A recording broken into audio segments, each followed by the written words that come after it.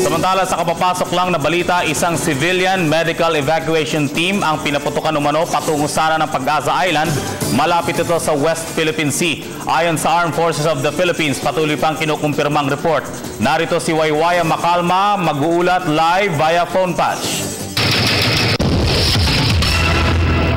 George, ayaw munang kumpirmahin ng AFP ang isang ulat na umano'y isang sibilyan ang kinailangang i-airlift mula sa Pag-asa Island sa West patungo ng Puerto Princesa, Palawan dahil sa kanyang problemang pang-medikal.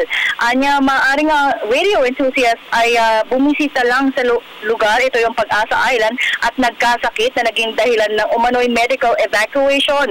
Sa ngayon ay tumanggi pa si AFP Chief General Gregorio Catapang magpaunlak ng interview ukol rito dahil kanya pang hinihintay ang naturang kumpirmasyon mula sa AFP Western Command Commander na si Vice Admiral Alexander Lopez. Ngunit anya, wala namang naganap na pamamaril ng isang military aircraft sa bahagi ng West Philippine Sea. Sa kanilang natanggap na report, sa may Soviris, malapit lamang sa Pag-asa Island naganap ang umano'y insidente.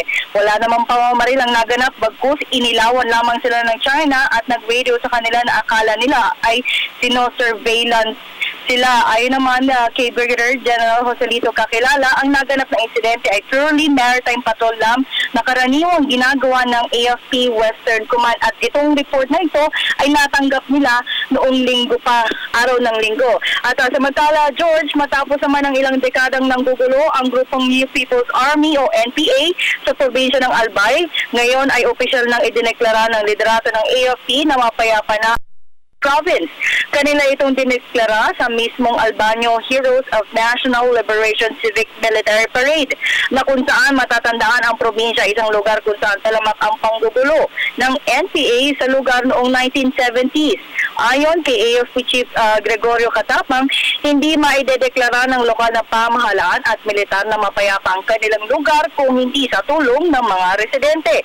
Kaya naman hinikayat ni Catapang ang mga Albanyos na ipagpatuloy paunlarin ang probinsya ng Albay nang sa gayon ay maging isang tourist haven na ang Albay.